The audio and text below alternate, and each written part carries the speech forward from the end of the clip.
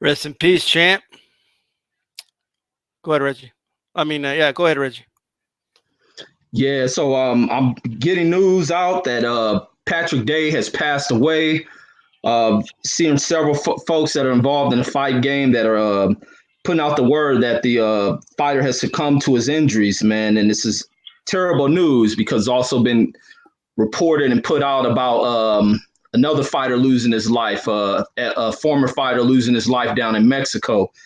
Also, man, a statement from the fighter who was involved in the situation, that being Charles Conwell, him releasing a statement that goes as follows. He says, "This is my last time speaking on the situation because of this being a sensitive topic, not only for his family and friends, but for myself and the sport of boxing." He says, "Dear Patrick Day, I never meant for this to happen to you.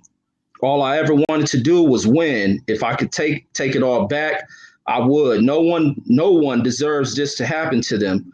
I replay the fight over and over in my head, thinking what if this never happened and why did it happen to you? I can't stop thinking about it." He says, "I can't stop thinking about it. Myself, I pray for you so many times and shed so many tears because I couldn't imagine how my family and friends will feel. I see you everywhere I go, and all I hear is wonderful things about you. I thought about quitting boxing, but I know that's not what you would want. I know that you were a fighter at heart, so I decided not to do. But I decided not to, but to fight and win a world title because that's what you would have wanted, and that's what I want. So I'll use you as motivation every day and make sure I always leave it all in the ring every time. Champ Patrick Day, with compassion, Charles Conwell." Damn.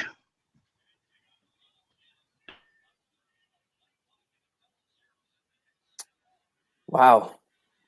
Well, that's yeah, that's the fight game, guys. This happens sometimes, but man, it's always tough, man. You just never know. You step into that square circle. But rest in peace to Patrick Day, man, for sure. So, man, how do we follow that one? I'll go ahead and do the intros. This is DStyleBoxing Live, and this is G Funk. I'm the host tonight. I'm G Funky 84 on YouTube, and I'm gonna go ahead and let the panel introduce themselves, and then we'll get this show on the road, man. We'll start off with the OG down here at the bottom. So you go ahead and introduce yourself.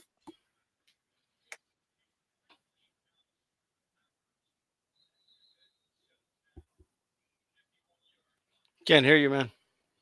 Yeah, you're on mute. Let me unmute you. There you go. Go ahead. Sorry about that. Good evening, everyone. This is Stormy B Man. You can find me right here on the YouTube channel as Stormy B Man. And salute to everybody on the panel, and thanks for having me this evening. All right. Reggie, go ahead, man.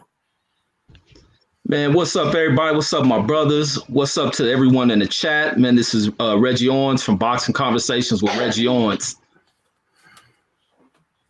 And the man himself. Go ahead, bro. Shout out to the chat. All right. Definitely sad news in boxing.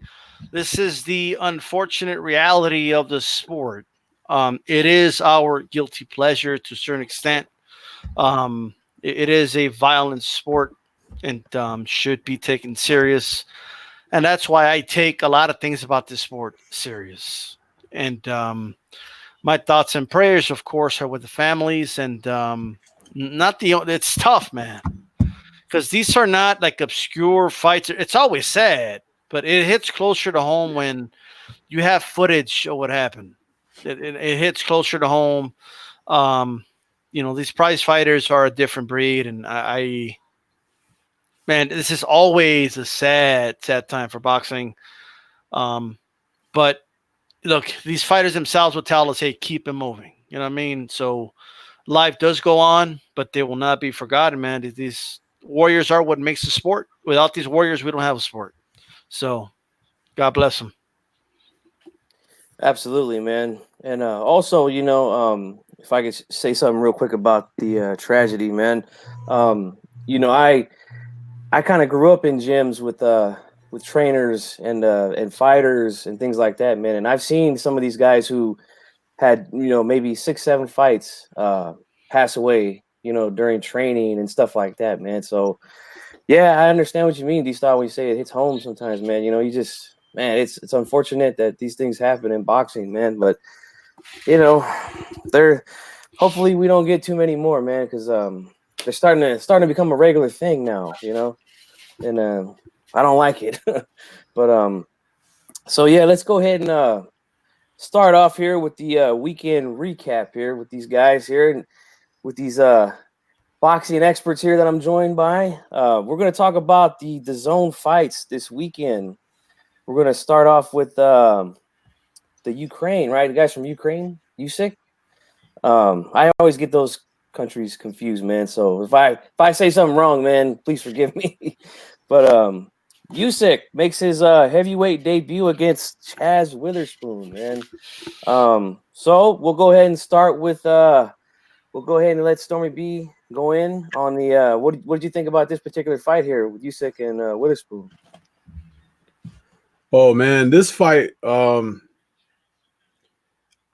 don't think very much of it. I had felt like this another last minute, you know, switch of opponents, and the information that's kind of coming out around the original opponent who was scheduled, Mr. Tyron Sprague.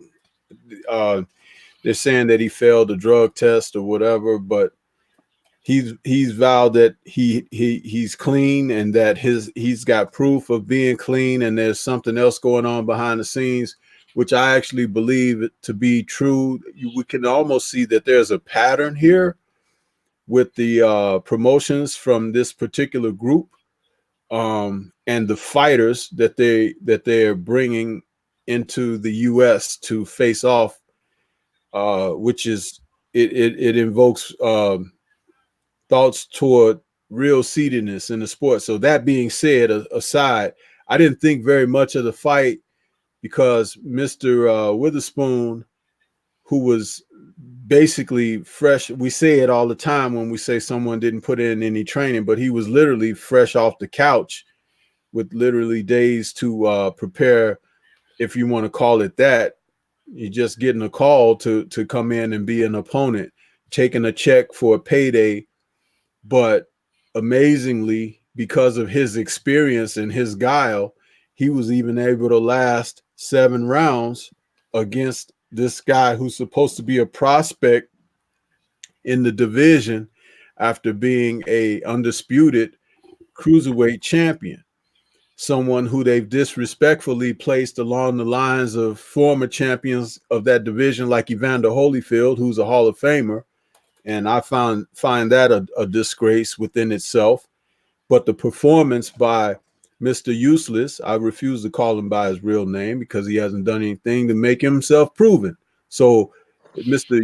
Useless put on a performance that I felt that was quite questionable, like he didn't really belong in that division with a guy who just got off the sofa to face him. So as soon as he faces anyone who has any type of ability and who's had a full training camp under their belt, he's in trouble. And as far as Mr. Witherspoon, this just speaks to, if you're going to be in that division and be active, keep yourself ready, brother, because you could have really done something had you been a little bit more prepared. I said, even if he had been in the gym for about 3 or 4 weeks, it could have made a hell of a difference in this situation. So let that be a lesson for everybody out there in all the divisions, because you've got a promotion group that's coming over here and they don't know what they're doing, testing the waters of these American fighters. And you guys need to be ready to take these opportunities and snatch them by the throat, because you can make a name for yourself and make an extra bit of money for yourself going forward with victories. So be primed, be ready. But Mr. Useless, I think he made a bad move. Right on, man. Right on. Let's go ahead and give a shout out to Tony Boswell with the $25 super chat. He says, salute to the panel and my condolences to his family. Shout out to the LDBC. Thanks a lot, man, for the super chat. And yeah, man, I think I agree with a lot of what you said there, Stormy. So we'll go ahead and pass the baton to Reggie Owens, man. What'd you think, man? Man, I thought congratulations to Usyk for the victory. But in that victory, man, there was some real bad signs that showed. It was not the greatest affair, especially for him making a debut against the level of opposition that he faced. They found this dude who came into this fight on a very, very short notice. And for Usyk to not really look good against this dude, when this dude had enough in the fuel tank, he pressed on Usyk. He hit Usyk with some very heavy shots in which Usyk didn't react too well when he felt the power from a heavyweight. When this heavyweight was able to hit him, this heavyweight was able to, this lower tier heavyweight being able to hit him at will with the jab, throwing over some of them hooks, and all Usyk had was a high guard to use to defend himself. Now there's heavyweights who will punch right through that guard and can cuss this dude very well. So it wasn't the greatest affair, especially being against this dude, a very one-dimensional heavyweight, and also with them bragging about the footwork of Usyk. And this is what was the problem. The reason why this fight has to be scrutinized and is broken down to where it's being critical is with the overhyping of Usyk. They speak about this Lomachenko style footwork. Didn't see it in this fight. Anytime Usyk tried to pivot on this dude, the one simple solution to it was for this heavyweight to take one step back, and Usyk became ineffective within that fight. It was just a lot. And then being in there with this fatigue fighter, this fighter who had nothing in the gas tank, when Usyk went to go press on the gas on this dude and letting off punches, they had no effect on this dude. Usyk was hitting this guy with all of his power, heavy shots, and this dude stood right there laying on the canvas, dead tired. And the only thing that got this guy out of the fight was the fact that he had nothing left. He flopped out on the side of the ring in between rounds, but it was very bad and troubling for Usyk moving up to this division, being that he didn't carry nothing up with him. He didn't really have the power down at cruiserweight, and it's going to really become something devastating if they keep him down here and faces some of this upper competition. Now, before going into here with Whitaker, we begin to see them downgrade the level of opposition. They remove and tack him, then also removing of Tyrone Spong. Now, Tyrone Spong would have been a better test for us to really gauge Usyk in this event.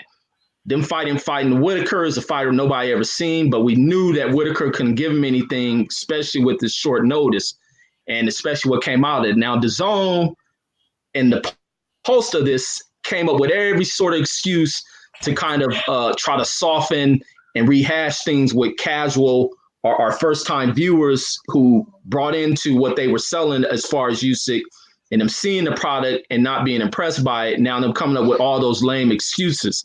And this is the problem, to where they can defeat themselves by overhyping and overselling this dude without him actually getting in there and proving himself. But with this one, even with the victory, I have to give Usyk a C- in this victory. Wow. Nice, man. All right. D-Style, my brother. Go ahead, man. Hey, really quick. I'm seeing conflicting reports about the Patrick Day thing. So I'm seeing people saying he's definitely dead. I'm seeing reports that he's still in critical condition. So I think people are putting false reports out, or premature reports out. So my apologies if that was wrong, but we're going to keep track of that throughout the show. Okay. Now, that's the one I want you to check, AJ10. But although Ludabella is saying, I don't know, we will see. But let me see if I can find some. The Bell Entertainment they're still saying he's alive, so which is good news. They posted something? Well, his promoter, Ludabella, just posted about 2 hours ago. So I just want to make sure that's out there. All right. especially listed on archive in case that's not even. I'm just saying, okay. But we will keep track on that. All right. With that said, as far as Usyk goes, all right. As far as Usyk goes, look, I gotta keep it 100, man. Look, I'm seeing a lot of people trying to spin this. There ain't no spinning. All right. I'm seeing people titling their video, "Oh, Usyk dominates throughout." Like, was Usyk winning? Yes. Did he look impressive to me? No. He didn't look impressive to me. Right? He did not look impressive to me whatsoever. Right? Dude, this guy, there was times he had Witherspoon against the ropes, and Witherspoon was countering him. Okay? All right. Now, I'm just saying. Witherspoon is the same guy Areola knocked down 3 times, and his trainer rushed into the ring to stop the assault. So he lost that fight by DQ because his trainer ran into the ring to stop it back in 2009 or 8, one or the other. Okay? So you got to keep that in mind. Right? 8 minutes ago, okay, so he's in a coma, folks. All right? So 8 minutes ago, Source is his manager. So it's not looking good, and hopefully, he recovers. All right? Is what it is. So just wanted to put that out there. As far as the Usyk, man, he didn't look impressive to me, guys. You guys can spin it all you want. Look, let me tell you something. You could say, well, it's only his heavyweight debut. It's only this, only that. I'm not the one that was saying he's ready to go in there and mess with the top heavyweights. All right? That's what a lot of you guys are saying. So now, of course, we got to, look at that. Witherspoon lost to Seth Mitchell. Seth Mitchell knocked this guy out. Seth, football player, part-time boxer Mitchell, knocked this dude out. And you're telling me this is one of the best fighters ever, Usyk? Oh, this guy, he's up there. I mean, he's up there with Vander Holyfield. Really? Is that what you're telling me right now? Is that what it? There's no way. Let me tell you something. Usyk, and he needs a couple more fights. He's gonna have to work on a lot of things, bro. He ain't ready. Right? He ain't ready. He ain't ready. All right. And that's all I gotta say about that. He didn't look good to me, G-Funk. He didn't look good to me at all. Right, man. And by the way, the dude's a pattern fighter if I've ever seen one. Right? But that's all. No, I agree, man. I mean, do you disagree, G-Funk? You want some of what's going on? What? Hey, man. No, I agree, man, with everything you guys said. I don't even know what I could add to it. Other than, man, the fight almost put me to sleep. I mean, I got to be honest, man. I'm a huge fight fan, and that almost never happens, man. I mean, I could watch fights all day long and not fall asleep, but that fight was just not good. I mean, let's be honest, bro. If that was Anthony Joshua in that ring, what would people be saying, bro? Come on, what would they say? Come on. If you think this dude goes 4 rounds with Andy Ruiz right now? No. Not at all, man. And Price this guy. I'm sorry. Go ahead. He could. I mean, it is his first fight at heavyweight. Could he eventually, make a splash? I mean, I don't know, man. I mean, he's skillful, for a cruiserweight. I'll give him that. He does a good job. I'm sorry. Can I ask something here, please? Go ahead, man. Not to cut you off, G-Funk. First of all, he's not that good. Okay? Stop giving these guys accolades that they haven't earned. Everything that you hear about these guys, him, Lomachenko, Triple G, these guys, you've been hearing people say that they're good. They have yet to prove it in the ring. Each and every one of them.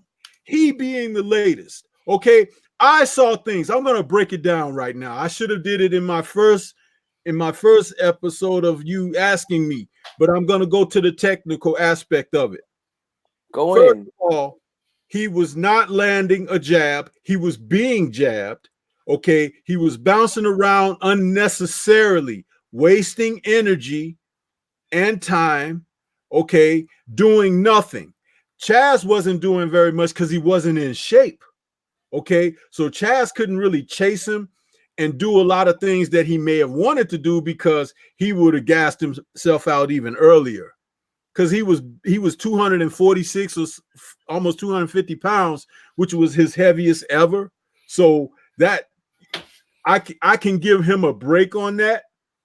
But this man bounced around unnecessarily, batting his hands. He wasn't shooting a good jab. He was doing no body work whatsoever, which is essential in the heavyweight division. Okay.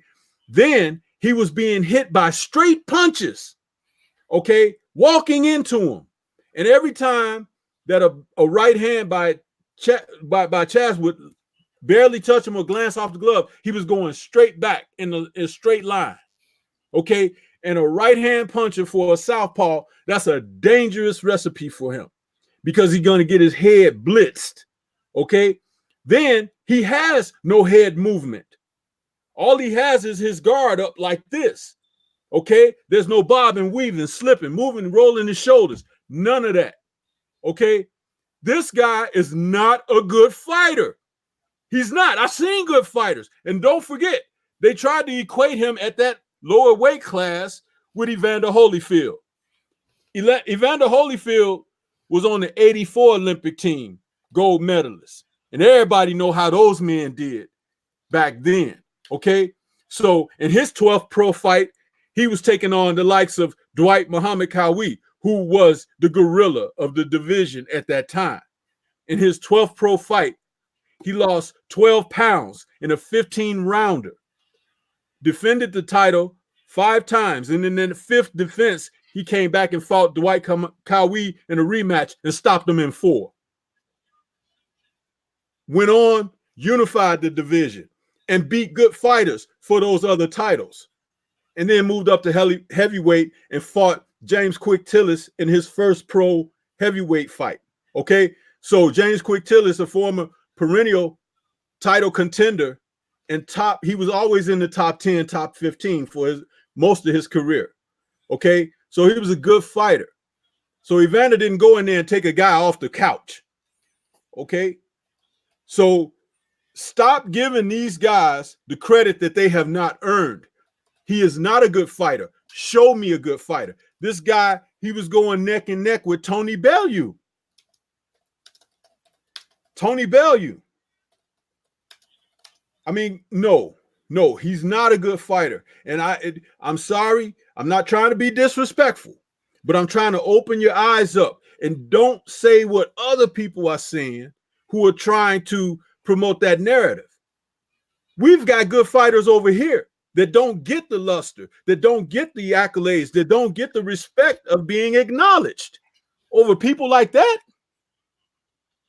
He has to get a last-minute replacement, and people accepted that, okay? And he gets in there, and he performs like he did, and they think he did something great. He did not. And then they did the same thing with AJ. They thought it was going to work in their favor, but guess what? This guy was a good pro, stayed pretty much in gym shape, and was ready, and he snatched that opportunity. Talking about Andy Ruiz Jr. So is it our guys are not that good and they're so great? No. It shows that when our guys are ready, even if they're partially ready, they could get the job done. That guy is in for a life of pain in the heavyweight division. Man, the OG with the Denny Green. If you want to crown him, crown their ass. I like it though. I like it, man. No, yeah, I agree, man. I think that he's got a lot of hype, and like I said, the fight to me was just not good. It was just not a good fight, especially against a guy like you said who was completely out of shape. A couple of good body shots might have done the job early, but he didn't go downstairs. So, Witherspoon actually goes what 7 rounds or 6 rounds with him, and yeah, I don't really have much to say about it. I need to see him in there with somebody else before I could really, make a good assessment of his heavyweight potential, But this fight here, yeah, it just to me it was just a boring fight, man. And I think I actually did fall asleep watching it, which is pretty bad, man, for someone like me who's a hardcore fan who watches every fight. That almost never happens, man. But that fight was just did not keep me interested. Um, so I guess I don't know, man. We pretty much covered what what his future could be at heavyweight. I think we all kind of agree that if something doesn't change and change quickly, that he's gonna Look, man. He's gonna be taking that Pacquiao NyQuil juice, Look, man. Look. Okay. He didn't look good in that fight because I have to judge him based off the opponent he had in front of him. Okay. Shaz Witherspoon was never that dude. Okay. And now he's old and washed up. And Usyk couldn't put this guy away. And Usyk did not do what he should have done to him. Period. Like, there's no way around that. He did not look good in this fight. And people could try and look at it with whatever lens they want. You cannot undo how terrible he looked, okay? Now, I will say this, however, right? Do I think he's going to beat the top guys at heavyweight? No, I don't. Do I think he beats Wilder? No, I don't. Do I think he beats Anthony Joshua? I actually don't think he beats Anthony Joshua. Do I think he beats Andy Ruiz? No, I don't. Okay? I don't think he beats those guys. I want to see him in there. Like, dude, he's lucky that was not Takam. Like, he might have lost that fight. Takam might have beat him.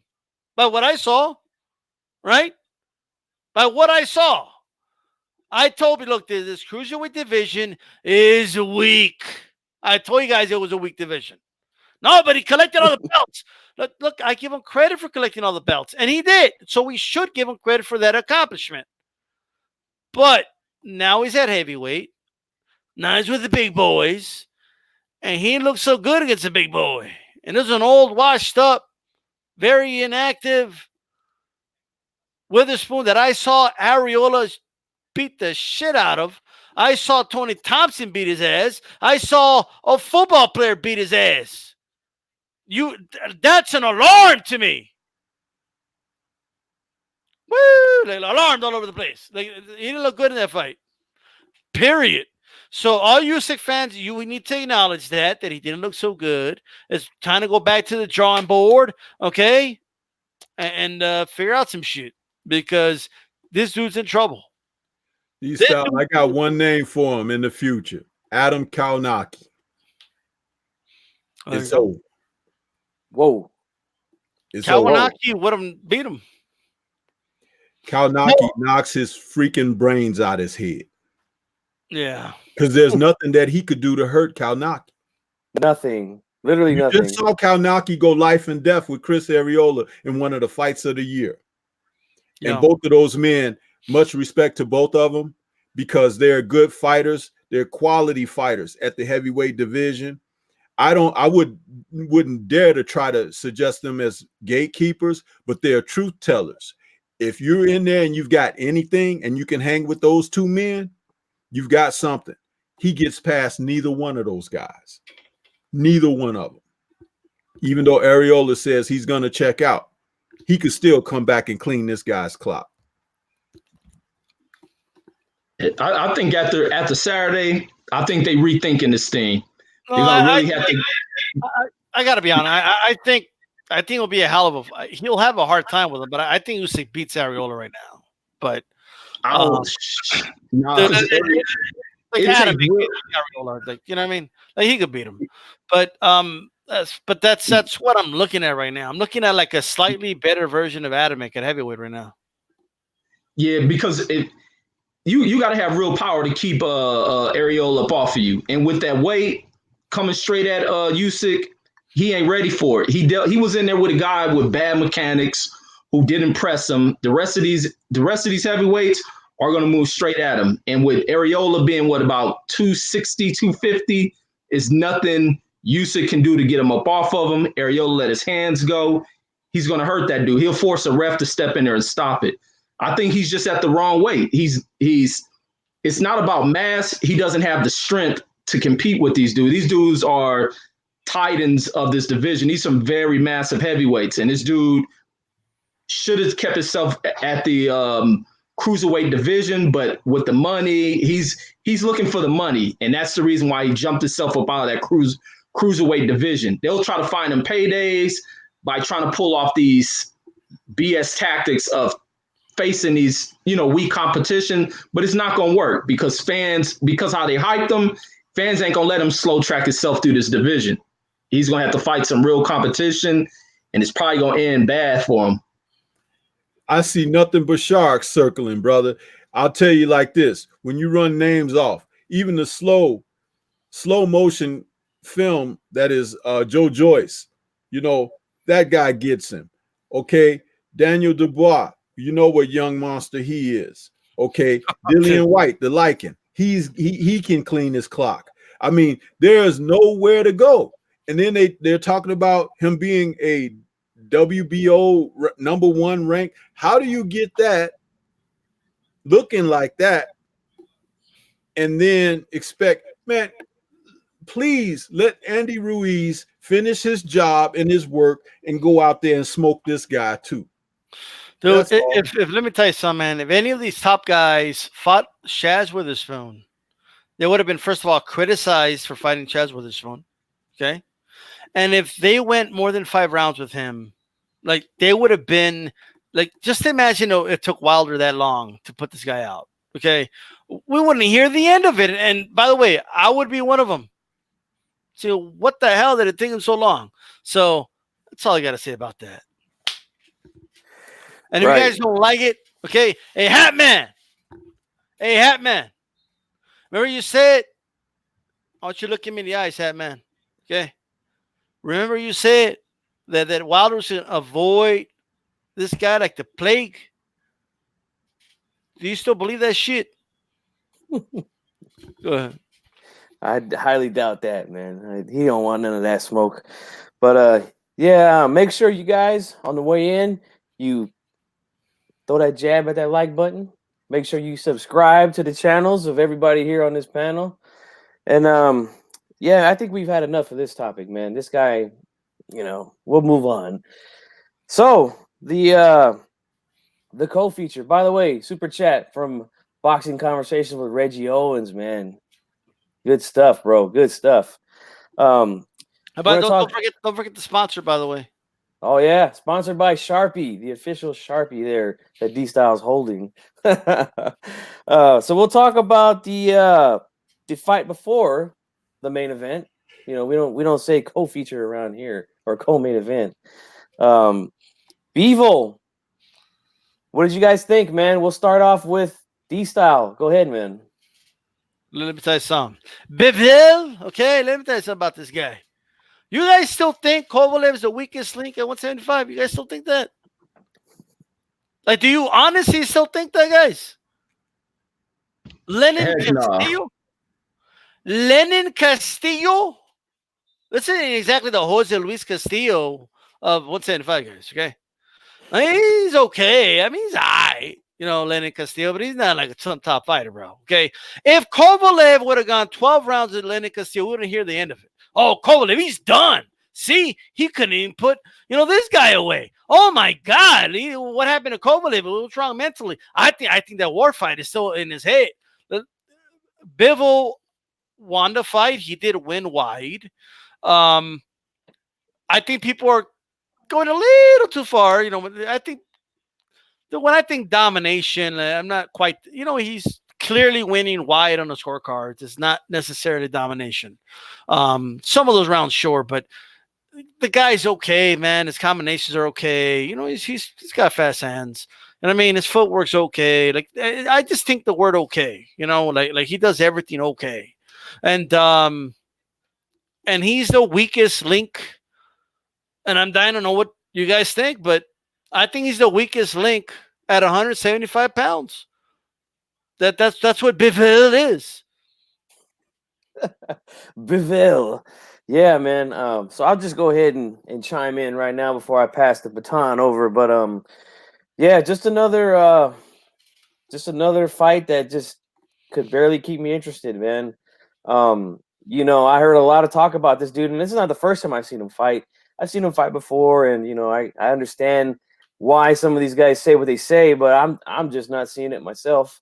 Um, he just, you know, he's just, I don't know, man. He's just very plain, just a plain guy to me. I mean, he's good, yeah. He won the fight, dropped the guy, I think in like the 5th or 6th round, something like that. But I just didn't see that extra gear. You know, I didn't see him step it up when he needed to step it up, because to me it looked like Castillo checked out of the fight. I want to say about halfway. I just don't think I don't think in his mind he thought he could win the fight, and he's just there to try to go 12 rounds, and he ended up going 12 rounds with this guy. And I think that if Bivol might have stepped on the gas a little bit, could have possibly got him out of there. Maybe, I don't know. But it just was not impressive to me. You know, I won't say who I think he should fight next. We'll go over that after we get the opinions of the other brothers on the panel. But it just was not impressive to me at all. But as we say in all competition, a win's a win, right? So Reggie Owens, what'd you think, bro? Man, I wasn't too impressed by it, man. It's boxing. I enjoyed it, but Bivol's just too small to me, man. He looked way too small in there against Castillo. Lennon is a cat that can, you know, he can make a fight look boring, but I just don't think there was nothing that Bivol was able to do. This dude was able to back Bivol up. Bivol landed that one shot that, you know, really just caught the guy off guard. It hit him in think in the tempo area or a little bit behind the air that knocked the balance off of him. But he recovered from that. He got up, came right back at Bivol. It just wasn't impressive. You expect how they hype these guys up for Bivol to come through and do something. He didn't mark this guy up at all. He didn't really get in there to bang with him. And matter of fact, when he did go on the inside is when you saw Lennon begin to open up with him. So Lennon will open up in a few combination type series exchanges with Bivol when they did go on the inside. So it just shows Bivol, to me, possibly should he belongs at a lower division. He's way too small. I think if he got in there with a Kovalev, I don't know how much Kovalev got left, but I think Kovalev will give Bivol some good work. If people want to look at Kovalev as being the weakest link, I think he'll definitely give Bivol a run for his money. These other Europeans that are kind of at the upper echelon of that division, they will smoke through Bivol, I believe. Hate to count a cat out. I hate to take away from what he believes in, but I just really think he's too small. If he looked this way against Lennon Castillo, but then Castillo can make fighters. He made Marcus Brown look this way, but this wasn't a thing to where Bivol fought down to his competition. He just couldn't do anything. He played it way too safe in this fight, and it was nothing he really done that was impressive to me. And he kind of has to go back into his next fight and really prove himself. He's going to probably have to dog it out, which can also be lead him into a mistake going into his next fight. So this fight right here has kind of taken him a few steps back. His next fight, he may do more to kind of make up for what he didn't do in this fight, and he can mess around and end up suffering a defeat due to him trying to make up on something, because if they step him in there against some of these more active, offensive type dudes, he's going to get hurt up in the fight. But I just think he's too small for the division. All right. Great breakdown, Reggie. By the way, no Beta Willie. No, I don't think Canelo's going to even dream about unifying anything at 175. No. That's what I think. What do you guys think? You think Canelo sticks around and unifies and he beats Kovalev? After the beatdown Kovalev going to put on him? Hell no. We'll see. No, I don't see that at all. But great breakdown, Reggie. So now we pass it over to the OG. What did you think, Stormy B-Man? Let us know. First of all, Bivol has been eating and dining off of the success of being a young, strong fighter in a division where there are kind of some aging guys and not a lot of guys with complete boxing skills. He's very limited though. His strength is something that he's been able to get by on. He hasn't really been getting by on skill. He's been basically overpowering guys to a certain degree with wearing them down and things like that. But if you get somebody who can box, somebody who can fight on the inside, okay, somebody who can stick the jab and be effective with the jab, okay, give a little bit of movement because he's very robotic, okay, which sounds awfully like a lot of other people that we've been talking about. But it just goes to show, as I've been saying the entire time, and not just, currently on this show, but I've been talking about our fighters of today having incomplete tools to be at the top of the game. And some of these fighters have reached the pinnacle of acquiring titles and belts, but they're not real champions because they haven't learned how to fight yet. Okay. A fighter like Andre Ward would take Bivol apart. Okay. There's nothing he could do to Andre Ward. His strength, Andre would find a way to start using it against him. His presence of being the aggressor, Andre would take that away from him and end up being the aggressor. He knows how to fight. He has ring IQ. And that's what's missing here. It's not that this guy is someone that we should be in awe of. We should be extremely critical of and demand that the other fighters raise their game because they're all mired in mediocrity right now. And I'm not ashamed to say it because it's true. Okay. And when you look at these fighters and they go about their business, it's exposed all the time.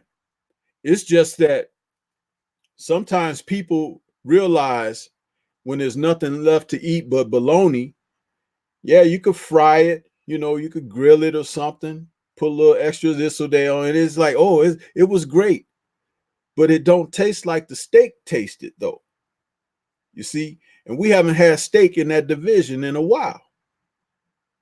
There's a fighter, a fellow countryman, Kovalev, regardless of his outside the ring problems and things like that, Kovalev is a more skilled fighter than this kid is. If his body isn't broken down and things like that, and from all of this half-ass training he's been doing and things like that and his side antics, he could take this kid to school because all he needs to do is do one thing, stick that jab in his craw. Most fighters, this is how you could tell that they're ill-equipped with the complete tool set of boxing. When you're being out-jabbed, when the jab is dominant by the opponent, if you don't know what to do, then you're an incomplete fighter. Because it's boxing 101, 101. If you don't know what to do, and in this fight, you could see that he was just wearing at the opponent or whatever, but the opponent was a little, had more size and things like that. But it's like incomplete skills, and it's frustrating to watch this because I'm accustomed to seeing the sport competed at a higher level. I have to actually tune it down, my expectation, my desire for what I would like to see, because they're not bringing it. And that's the way I see it. But he's limited. He's ripe to be taken. That's what I say. That's what I have to say about it. All right, man. Great stuff there from the OG Stormy B, man. We appreciate that, man. We got 30 people watching, man. Let's get that thing up to 30 likes, man. Throw that Ike Corte bazooka jab, man. Throw that thing out there, So we all kind of talked about what we thought about the Bivol fight.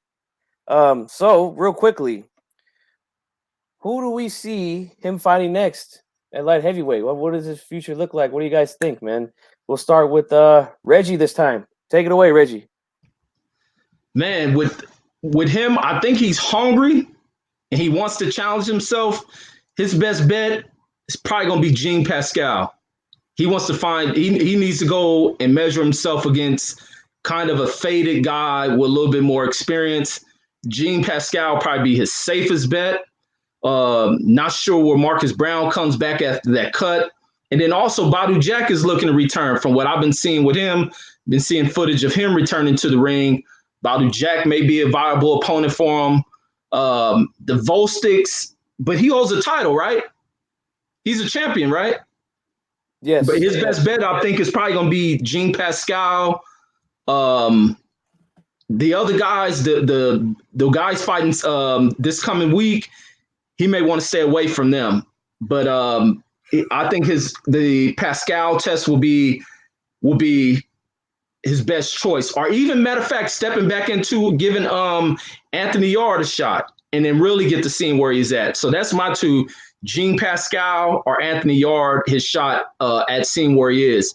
And if he's really wanting to be a little risky, him not really caring, him wanting to take the daring to be great, go for Kovalev, go for the winner of this one. But I guarantee he may regret taking that move. But that's all I got on that one. Hey, Reggie, I'd like to add something what you said about Pascal, though.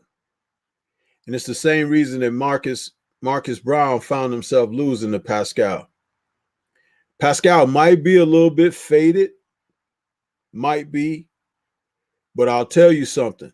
His experience and his guile and his spirit.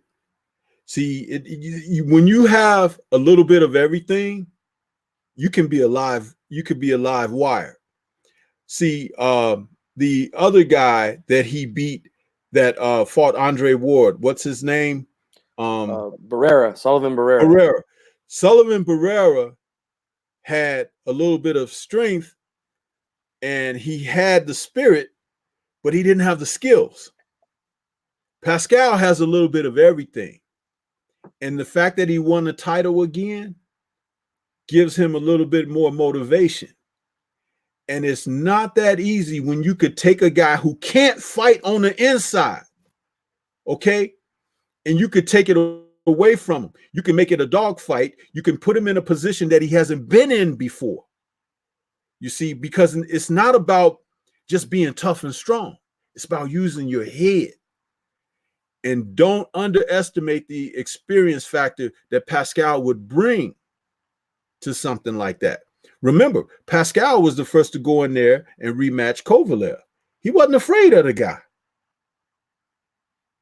You know what I'm saying? And hats off to him. That's a fighter, man. And fighters can get the job done. That's what I had to offer on that. Absolutely. Look at this, bro. First of all, I'm not counting. I have no idea why people like BoxRec is like. It's one thing, but a lot of individuals and websites are recognizing the IBO. I don't know why. Stop it. Okay. So we're not gonna count the IBO here. But let me tell you something, man. I think Beterbiev beats Bivol. Like Bivol is not even the best Russian at light heavyweight. Okay, much less the best. Okay, he's the third best Russian out of all the champions. Okay, and that's that, bro. That's all I got to say about that. Beterbiev beats him. Kovalev beats him. Okay, Alexander Glazovsky beats him too. All right, gotta put the blah, blah, blah in it, right? But that's he beats him too. All right, and to be honest with you, I think some of these super middleweights could beat him. I think David Benavidez beats him. I think the Plant beats him. Maybe even Callum Smith if they were to move up. To be honest with you, right? And just a quick. I didn't even know this, but you wouldn't guess who the hell is the cruiserweight champion right now. Okay, dude. I thought Hopkins like banished his dude to like the shadow realm, bro. Okay, Shumanov is a champion right now. What the hell's going on? I don't know, but Wow, man. this is the weight class, okay, that y'all's boy Usyk left behind. You guys are claiming that Shumanov is a fucking champion at that weight class right now. Okay, I'm just saying. I'm just throwing that out there. Doing no trainer. Remember he didn't have a trainer. Dude went in the fight with Bernard Hopkins with no trainer, bro. Like he thought he had a shot. Like are you crazy? But you know. Yeah, that's good stuff, man. Yeah, I honestly I think he needs to stay away from the Russians, both of them. Kovalev, Beterviv. Hopefully I'm saying that right. I think By the way, 29. Give me that 30th like. Somebody throw a jab. Somebody throw a damn jab at the like button. All right? Let me tell you something. The jab sets everything up, guys. Everything up. Like when you throw a jab at the like button, it gives more visibility to the channel. More people watch the channel. That sets up the cross, all right, to the subscribe button. It sets up that uppercut, okay, to that bell button. Make sure you hit that bell button that we're notified every time DStyleBoxing comes on live. And tomorrow, I'm going to be live with Ashy Knuckles, okay, a puncher's chance. In case you want us to talk about next week's fights, we'll talk about it tomorrow. All right, go ahead, Chief Funk. Yeah, I think he stays clear from those guys. I don't see him winning those fights. I like those names Reggie threw out there, though, man. Pascal, Yard. I think those are good fights, man. I would love to see it. But I, in my opinion, and from what I've seen from Bivol so far, I think he gets iced by both them cats, man. I'm just gonna say it right now. And I think it will be in. You just gotta put that in it. Like I don't know how to pronounce it. You just like you know, like yeah, you know, just saying. Go ahead. Yeah, but Kovalev, you know. Look at that. There we go. All right. So let's move on to the next topic, guys. All right, because those fights, I got to be honest, man, they weren't all that this weekend, but we watched them anyway. You know how we get down, man. We're addicted to this thing, you know. So we had some things going on this weekend, right, D-Style? Let me do this really quick. Go ahead. Go ahead.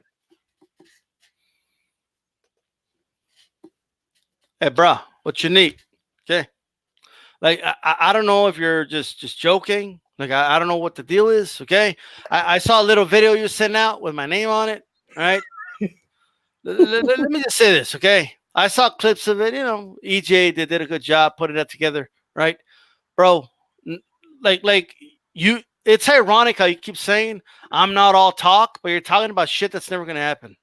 Like, they're not going to put Crawford in the ring with Clarissa Shields, dude, okay? They're not going to do that.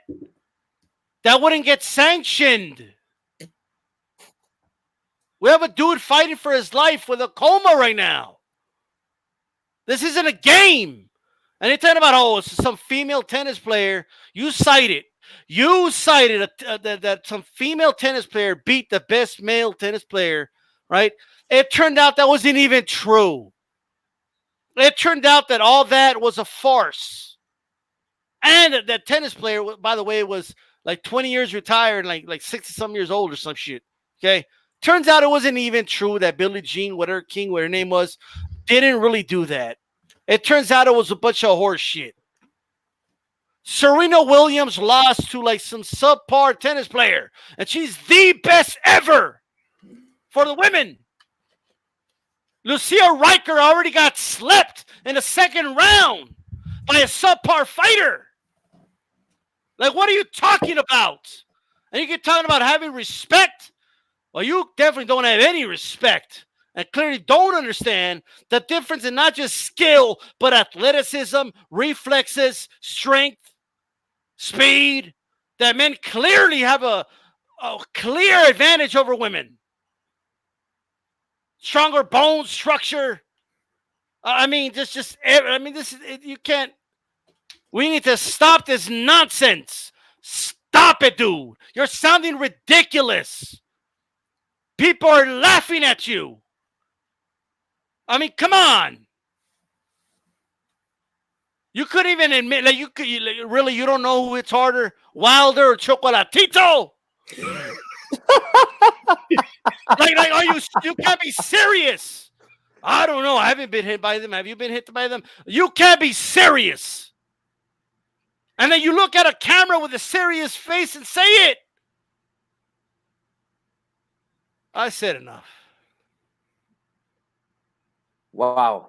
No, you went in, man. And yeah, you know, that's that. The bottom line is this, man.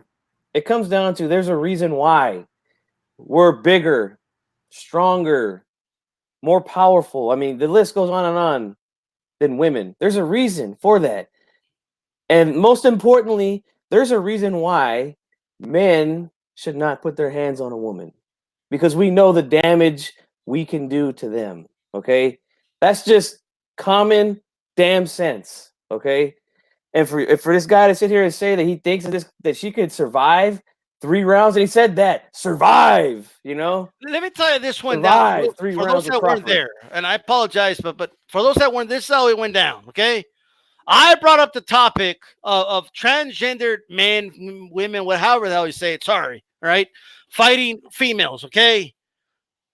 And we're just having a regular conversation. Like, no, I don't think that's stupid. I don't think they should do that. Oh, no. And this guy comes out and says, well, I don't know. It depends. Does this guy know how to box? You know, not know how to box, you know? And then I told him, look, man, okay, regardless of anything, should men be fighting women, bro? No, but it depends. If I go in there, I get knocked out. Okay, you get knocked out. Okay, good. Okay, good for you, right? And I said what I thought was a very obvious statement. And I said, it's not like you're going to get like Crawford to go in there and fight Clarissa Shields. The guy starts talking about that fight, and he literally goes, right? For those that weren't there, he goes, oh, you know, if Clarissa Shields were to fight Crawford, I mean, it'll be a pretty even fight for about 3 rounds. And after that, Crawford will start to take over. And I remember I heard that. I'm like, did he just say that? Like, and he was still talking, but I was trying to process what he said. And the whole debate started when I said, dude, like, Crawford's not going to, like, she's not going to go 3 rounds with Crawford, bro. What are you talking about? Are you crazy? And Dongo didn't go 3 rounds. A unified champion. You're telling me she's better than Ndongo? I mean, like, come on. You can't be serious.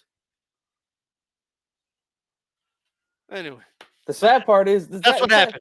The sad part is I think he is serious, man. That's the sad part, man. And again, this is not to disrespect the brother. I mean, he's got his channel, he's got his content, you know.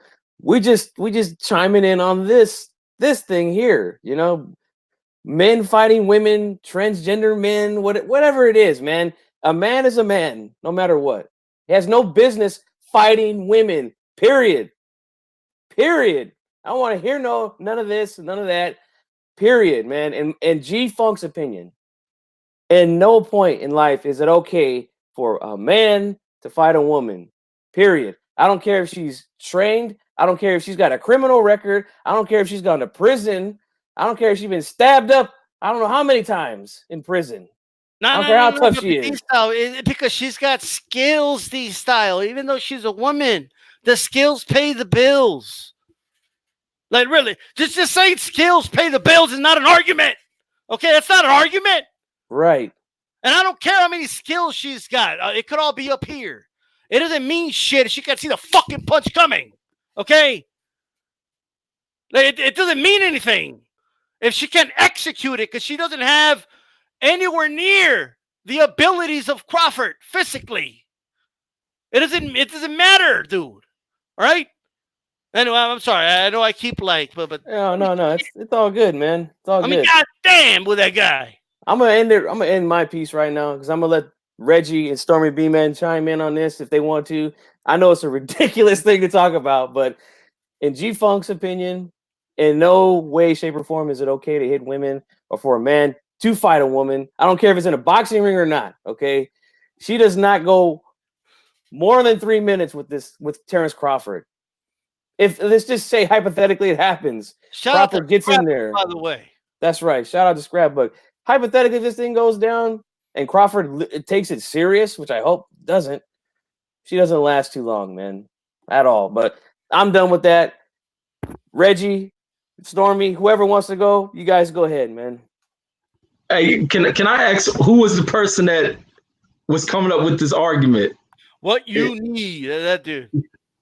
Oh man, yeah, it's the dumbest shit ever, man. There ain't no way a woman, regardless of what she on, what you inject her with, where she's gonna compete with a man at any of the top level of any sport on this planet. When it comes to basketball, the skills, the development, and abilities of a woman does not match up to what a guy is doing. But skills pay the bills. Even regardless of their skills, even at the top is of the notch of their skills, it doesn't match up. Matter of fact, even in track and field the other day, I was watching the event where they do this mixing of the fields in this 4x4 event, and where they mix it up to where they one of the teams had their top woman to run the anchor. This woman's up about 20 yards before the next man on the USA team. This dude hawked this woman down. Every single man on that field hawked this woman down. We had about a 15 to 20 yard lead on the rest of the field. They hawked her down. Every single dude out there passed this woman. It's a reason why they don't compete in track and field. It's the reason why they don't compete in tennis, and definitely why they don't compete in boxing or in MMA. And even bodybuilding women, they couldn't compete with non-bodybuilding dudes. They couldn't compete with a guy out the gym. We're just physically different. Structure-wise, it just doesn't match up. And it's, you throwing fist to head, fist to body? Like, come on, man. This dude is delusional, man. Either he want to be a woman, or probably a case of being raised by a bunch of women, but there's no way skill for skill you're gonna match up. A woman's gonna match up with a man. And I even tell that I got twins of different sex, and I have to watch when my two kids are fighting, even though they're young kids. I know my boy is physically stronger than his sister, so I have to monitor that. Yeah, they gonna get into their little scuffles, but I let her know he's a boy. And they come up into this world at the same time, but their physical strengths they're doing this. That's just the way that nature was designed. But that's all I got on that one. Right, man. I agree. Stormy, I see you, man. You ready? You got any words for this? Stormy was there, by the way. He was in the chat. Oh, you're muted, bro. You're muted. There you go. Yeah. But I'll tell you, even more than the Clarissa Shields Crawford speculation, what got me was when he said, he wasn't certain who hits harder, Deontay Wilder or Chocolatito. Remember his reasoning? Do you remember the reason why? I forgot that because I was too busy laughing. He said, how do you know? Have you been hit by each one? But I mean, my goodness, Chocolatito. Okay, let's meditate on that for a second. First of all, why did he select that guy? That's what I was trying to get at. It wasn't like he picked. I remember. What happened is that EJ actually brought it up. He asked him, like, well, okay, let me go back. I said, look, an untrained man has a better shot at beating a trained woman in a boxing fight than the other way around, than an untrained woman beating a trained man in a fight. And I think common sense tells us that's the truth. Okay. 100%. So then he was saying, it doesn't matter. Chins are chins. It's like the same thing anyway. Okay. And then EJ said, we're trying to bring that distinction, like, okay, who do you have a better shot against, Wilder or Chocolatito? And he was saying, it doesn't matter. Same. It's the same. No, it's not, bro. Okay, I'll try my shot at Chocolatito over Wilder any day. I even said in a street fight. Listen, right? I would have thrown this at him. I would have said, listen, let's not even bring Wilder into the crazy with Chocolatito. Let's make it more mortal, okay, more grounded. I would say Alexis Arguello and Chocolatito. Alexis Arguello, pound for pound, punched harder than Chocolatito. I would have said Rung Vasai. Well, I'm just saying, because no. But here's my point. That was a dramatic difference, just so he could say, "Well, yeah, of course, it was a softball." Like his answer should have been, "Of course, Wilder hits harder." He dumb. Like that should have been his, but he couldn't even say that. No, he did, and it's like, if he really believes what he says, does he? Mankind is in trouble.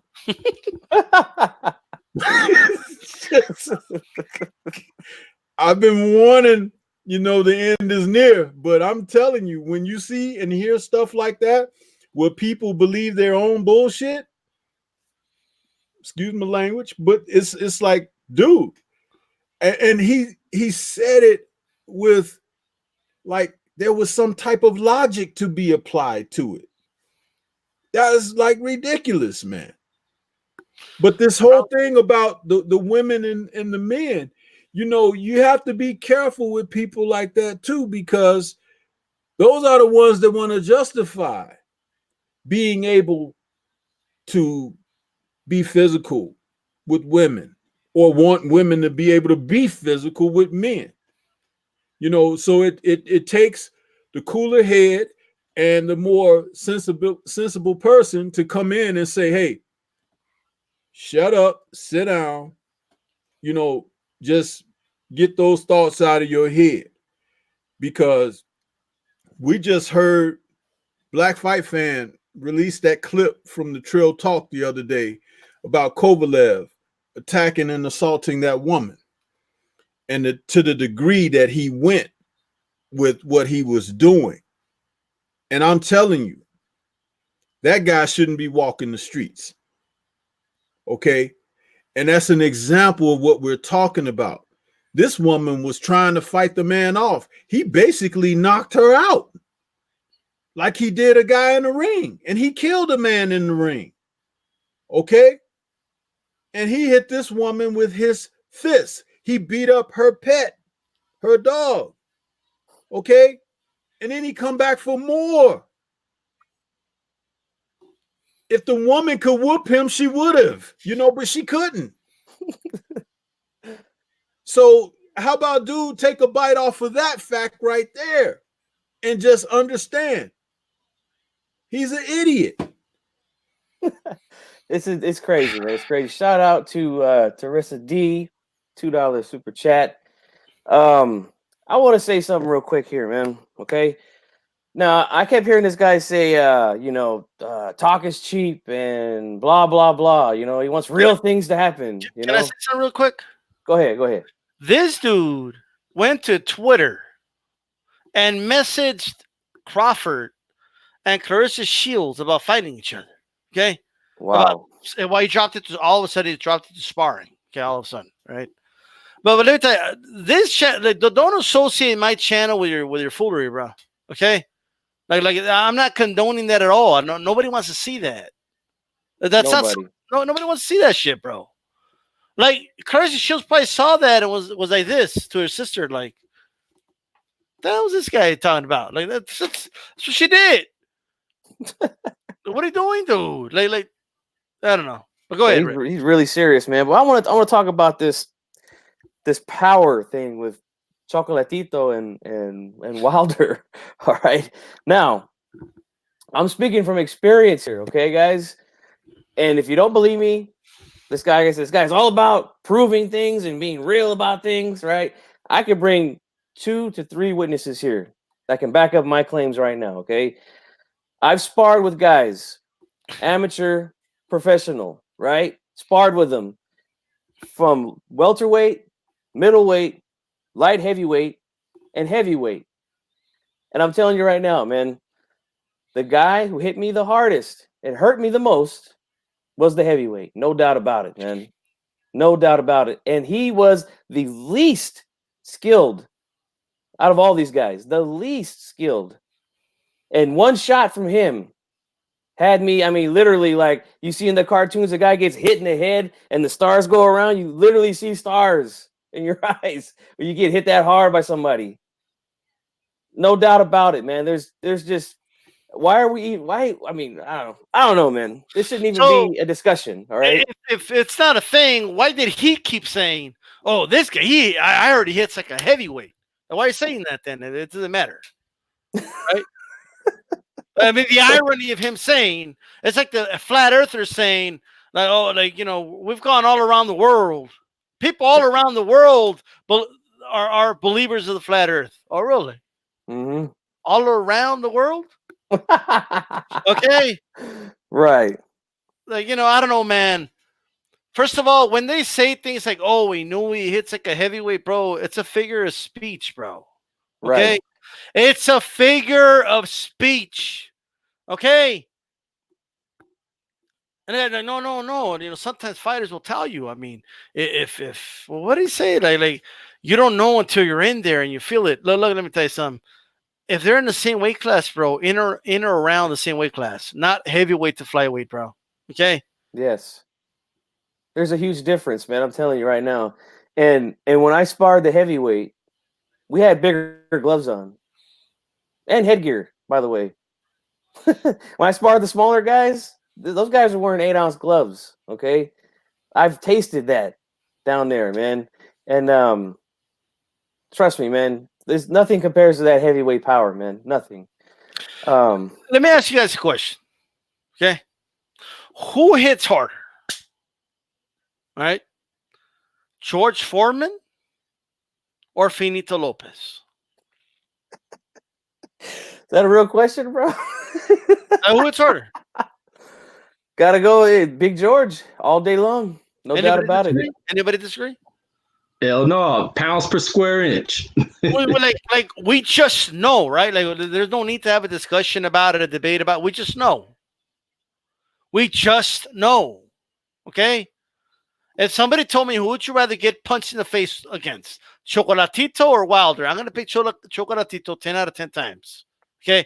I'll let Chocolatito hit me with a 4-piece over one from Wilder. Okay? Hit me with a 4-piece. That's it. Right. You guys got anything to say? Stormy B, Dude, in a street fight, bro, I would pick up Chocolatito, slam his ass in the ground, bro. Okay? Okay, I would toss that dude. No, but in all seriousness, I'll take my chances with him over Wilder any day. Bro, I will choke slam Chocolatito like the Undertaker. I mean, I will just with one hand. Reggie, Stormy, you guys, I don't know. I mean, no, I just think it's crazy for the dude to even bring Chocolatito up as if he never saw Chocolatito laid out on the canvas. So I don't know. His power wasn't that effective at the weight class that he belongs at. But that's what happens when you deal with super fans to where they ignore the true facts that are on camera of a dude being knocked out flat. So I don't know where the hell this dude develops this craziness from. And let's add this, that Deontay knocking out 40 out of 41 guys who were all heavyweights, by the way, not guys that were Chocolatito's size. He said that's an assumption. Because if he hit guys that were Chocolatito's size, he would have a few bodies on his record. Okay.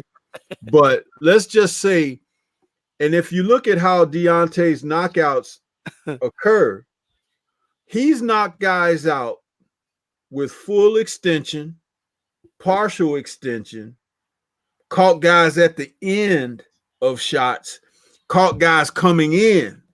I mean, this man gets the results in multiple ways. And the one thing he hasn't done is executed a person. And I pray that never happens. I pray that the knockouts can keep coming, but I don't want to see the body on his record. And I say this because he's the one man in the sport that at any given moment, that SHIT can go down. It could happen. And I've watched a lot of fighters. I've never seen anybody be able to end a fight like he can, like that. Not George Foreman, not Joe Louis, not Lennox Lewis, not Ernie Shavers, Ron Lyle, any of those big punching men that were in the heavyweight division, because his comes from a place that is like, when George Foreman was a young man, they called him country strong, like a Bo Jackson or even a Jim Brown. Those were just country strong men. Well, Deontay is a country strong man too, but he has a different type of build. And it's like you look at him and say, well, where's that, coming from? It's almost like they took that body dimension of Tommy Hearns and put it in the heavyweights.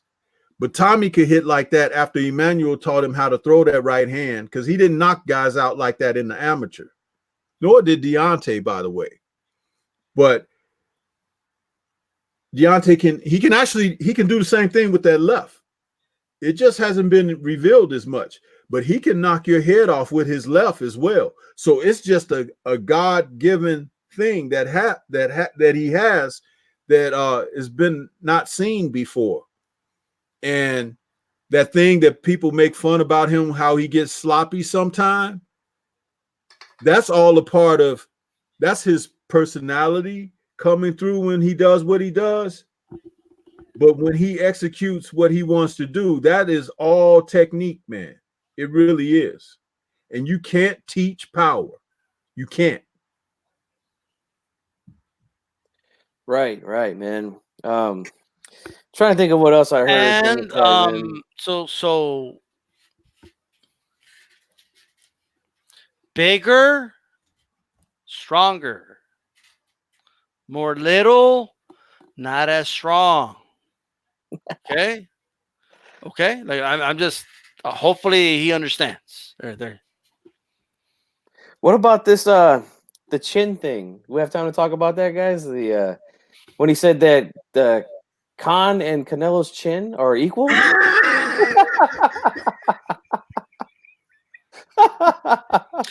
tried to say that a women's like that Clarissa Shields can knock out even a male fighter because a chin's a chin.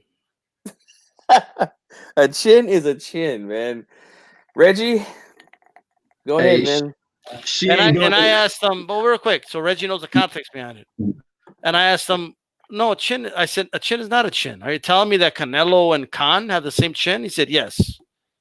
That Canelo rides with punches, and that's why he hasn't gotten knocked out. Like he rides with every shot he's ever been hit. And then I said, okay.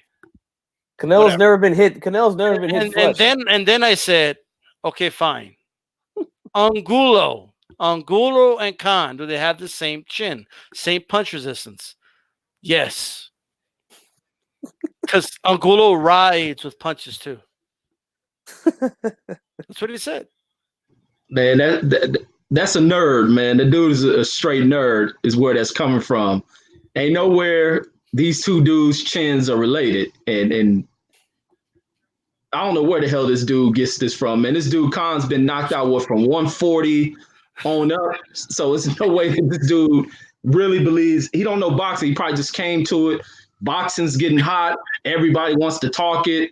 And you're getting the nerds that believe, the falsified nerds, the half nerds who are coming in with flat earth type theories, and they're bringing them over into boxing. Clarissa ain't knocking women out, so I don't know what he's talking about with her power or even with the chin. If a dude went over into the women's division, they're knocking out every single thing in it within a minute. They can turn them 2-minute rounds into 1-minute rounds. The dude to go over there and have 100% knockout ratio on the women. Even with the women fighting in the high guard, a guy will go over there and knock every single one of the women out. Khan, his chin is made of tissue, man. That's all I can say on that one. Let me say this. Crazy. Look, man, I want to get my final thoughts on this, okay? In all seriousness, okay? this is not like, obviously we're, I'm laughing about it and everything, but in all seriousness, this mentality needs to stop, bro. You know why? Because if enough people start believing this nonsense, they're actually going to put a Crawford and Shields in the ring, and something bad is going to happen. Okay? Maybe it won't be Crawford and Shields. It might be just some average male versus some average female boxer or something. But a woman's going to get seriously hurt in the ring if enough people start believing this nonsense. All right? So, yes, it shouldn't be taken serious. Yes, what you need, we're laughing about it because it's not serious. Okay? Like, this is not something we're taking serious. Clarissa Shields isn't taking it serious. We're not taking it serious. Crawford's not taking it serious. Nobody's taking it serious. None of it's serious. And that's it. Okay? And your 15 minutes of fame are over. That's it. Right. It's foolishness, man. Complete foolishness to try to send a tweet out. By to the way, them, did you want that? Is this what you wanted? You wanted just channels to talk about it? Because if the attention you want is for people to laugh at you and all that, then that's what you're getting. If that's what you want, that's what you're getting, dude. You know? I guess it was Because what he. it is amazing what people will do to get attention and the things they will say so people can start paying attention to them and all that. If this is what you wanted, this is what you're getting. I'm giving you, like, be careful what you wish for.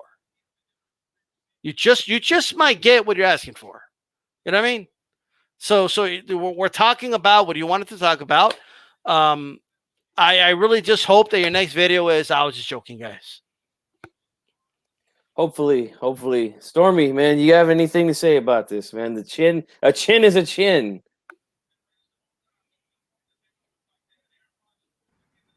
Well, I no, I don't really have much more to offer on this.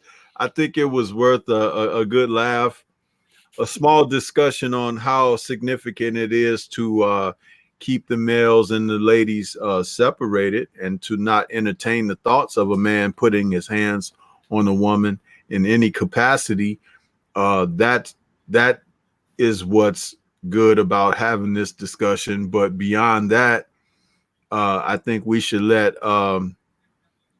what you need, let them ride off into the sunset, and we move on as well.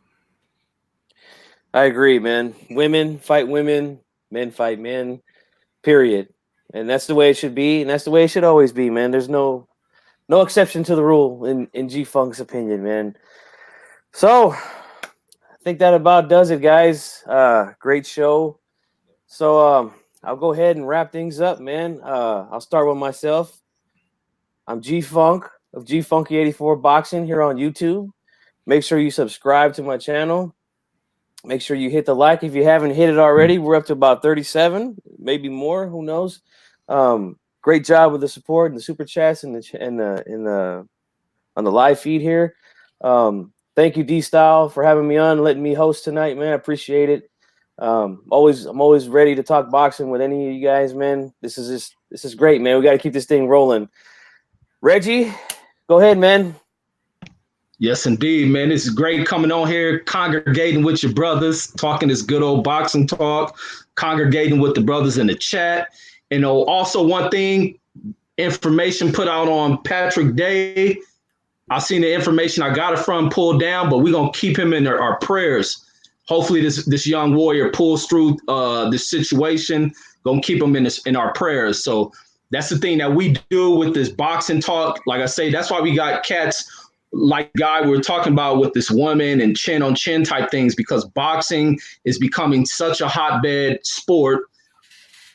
People are clamoring for this information, for this talk. We do it on a daily. I'm telling you, you do not need network studios to sit in. This platform right here is powerful, and we're going to grow it. We're going to keep this information pumping because we care about the. We go and get this information and we speak on it with passion, man. That's what I love. I love congregating in the chats when I'm just listening to brothers' shows, pumping this stuff out, man, because I enjoy the hell out of it. I don't even really watch TV no more because I'd rather sit here and listen to the boxing talk that goes around through the community. Man, thank you guys, man, for keeping me entertained. Once again, great congregating with you brothers, and we're gonna keep this thing rolling. Oh, and also, you guys catch me at Boxing Conversations with Reggie Owens. Salute to everybody. Right on. Good stuff, Reggie. And we will definitely keep Patrick Day in our prayers. We hope that the young brother pulls through and everything is okay. Stormy B, man, it's on you. Close it out, man. Well, once again, this was a great show, great discussion. I enjoyed being on here. G Funk, Reggie, and D Styles. You know, you guys, it's always a pleasure to come on with you. I love to listen to you guys' perspectives and the whole presentation of this show here. I really like the format. People can follow me at the Stormy B Man channel right here on YouTube. I got a show, the Friday Night Chop Session, I do on Friday evenings. I do release content on various subjects regarding the sport. I also have a show that I do a couple of times a month called In the Eye of the Part 1 segment with Scrapbook Boxing, and we're going to have a part 2 in a couple of weeks. And then after that, Brother D Style is going to join us on In the Eye of the Storm. So be looking out for that. G Funk, I wanted to also extend an invitation to you at your convenience sometime in the near future. I'd like to have you on the panel for the In the Eye of the, for the Friday Night Chop Session, because Reggie does that with me a lot, and we talk it up just like we do on here. And you're more than welcome to be on the panel, you know, at your convenience when you can make yourself available. So that's what's going on with the Stormy B Man channel.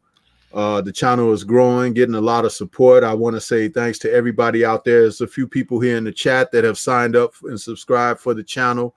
Respect to everybody, and keep it boxing. See, I'm learning. That's right. That's right. And I appreciate the invitation, man. And that's actually till the end, but that's all.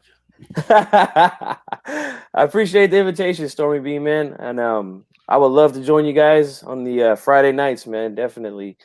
So I'm gonna hand it off to the chief of the show, D Style. Go ahead, man. Well, first of all, tomorrow night, a puncher's chance with Ashy Knuckles, okay? And then Wednesday, Mexican Latino Tuesday with G Funk, okay? We're going to go at it on Wednesday. It's all good, all right? And then, of course, Thursday night, DStyleBoxing conversation with Reggie Owens, okay? Look, man, first of all, I appreciate the support, okay? All the super chats and all that. It helps support the channel, right? This show was brought to you by Sharpie. All right, tomorrow night the notes will be back. Can we see your notes, you Funk? I don't want to put you on the spot, but no, I didn't have a Sharpie, man. Sorry about that, what's man. What's going on with his notes, bro? the note game, you know. I don't think we're going to see a blank page. Just say Reggie Owens, bro. Okay. All right, scrapbook. What's going on? Look, what's that? I can't see anything. Right. But in all seriousness, guys, thank you a lot for tuning in. All right. A lot of people like the Monday show. Appreciate the support.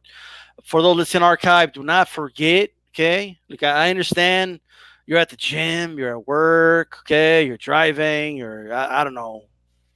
For all the women out there, you know, cooking, cleaning, and I'm joking. All right.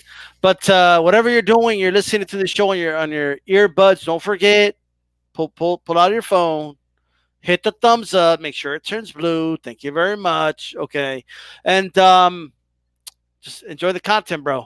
Okay. That's it. That's right. So I'm going to go ahead and close this thing out. And what do we say, guys? Keep it boxing. Keep it boxing. We out of here. Peace. Peace. Peace.